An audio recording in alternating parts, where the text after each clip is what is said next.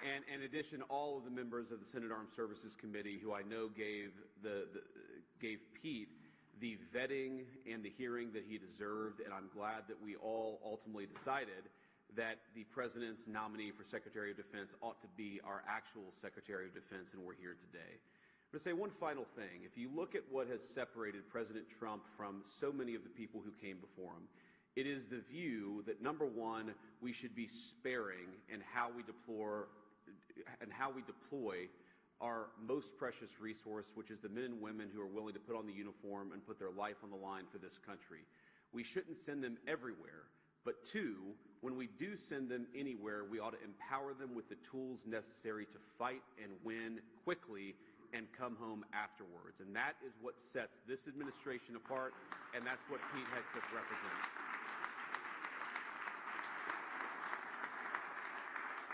Now, finally, I, of course, have to thank the nominee himself. Pete, thank you for being willing to put yourself out there. I think you've shown yourself a man of deep character and of resolve over the last few months. Jennifer, thank you for standing by, our new Secretary of Defense, and your beautiful family, from your kids to the extended family. You guys did a hell of a job.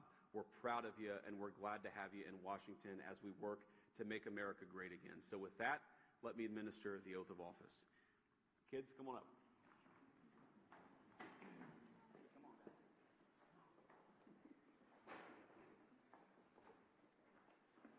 All right, put your hand on the Bible, raise your right hand, and repeat after me. I, Pete Hegseth, do solemnly swear that I will support and defend the Constitution of the United States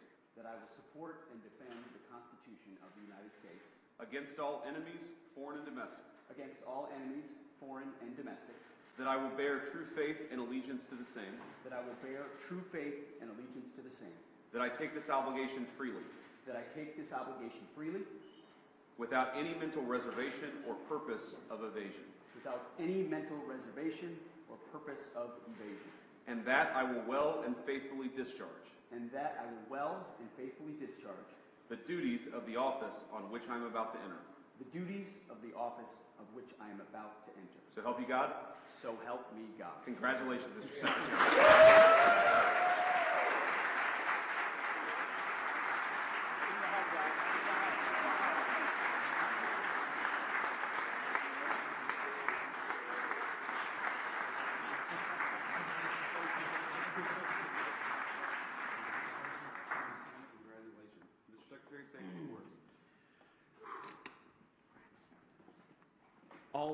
All praise and glory to God. His will be done, and we're grateful to be here.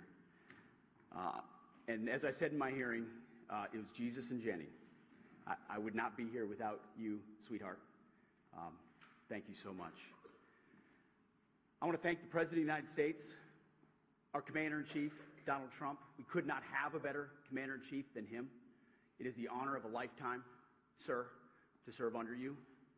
We look forward to having the backs of our troops and having your back in executing peace through strength, in putting America first, and in rebuilding our military.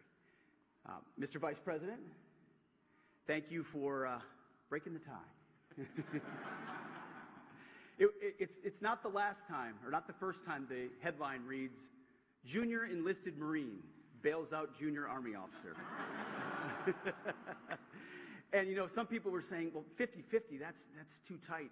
And Senator Mark Wayne Mullen was nice enough to take my kids up to the gallery to watch the actual moment that the Vice President sealed the deal. And they came running in. They said, Dad, instead of being sad about 50-50, 51-50, they said, Dad, you won in overtime.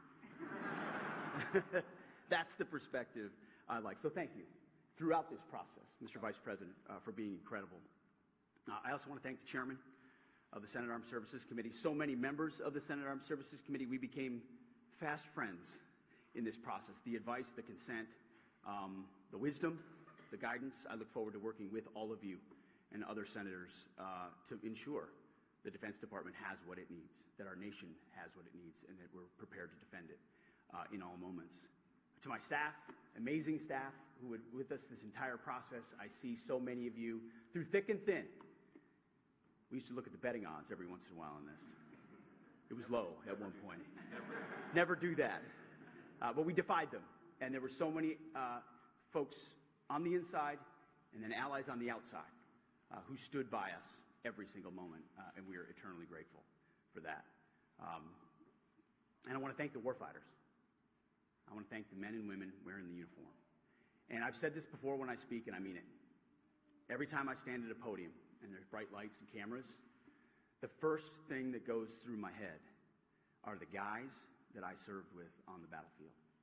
The men and the women who I lock shields with and put my life on the line with, who never get the spotlight, who never have the cameras, who people don't know what they did in dark and dangerous places.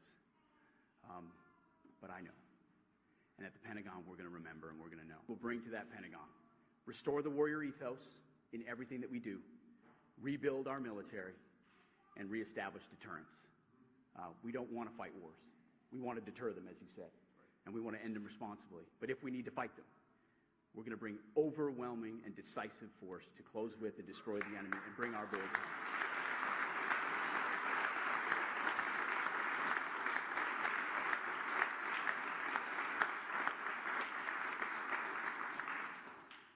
To my other family that's here as well, who I love, it's the honor of a lifetime. And I would be remiss if I didn't note one person in this room who doesn't expect to be recognized, but Captain Araujo is here. He was my company commander on my first deployment in Guantanamo Bay. He was there on June 3rd, 2003, when I first swore in as a second lieutenant at Princeton University, and he swore me in. And I wanted to make sure he was here today with me as well. Thank you very much.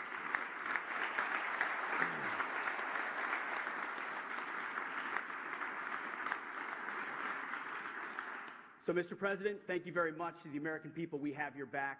We're going to get to work right away. God bless. Thank you.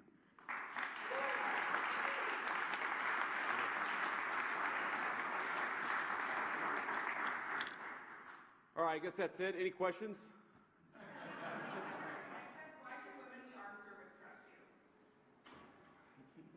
Guys, let me answer that for the new secretary. All people in our armed services should trust him because he looks out for them and he's going to fight for them. And he's going to make sure that we have the kind of military that we can all be proud in, that we can all be proud of. And that, again, when we send it to do a job, we do it well, we do it quickly, and then we get the hell out. And that's what Secretary Hegseth is going to bring to the Department of Defense. Anything else? Are you worried about any of the nominees coming really close to the line as we saw with Hegseth? You know, as I learned with the Buckeyes just a week ago, when you win the championship, you don't give a damn what the score was. We won the championship on this one. We've got a great Secretary of Defense. We're proud of him, and he's going to do a great job. Thank you all. Take care.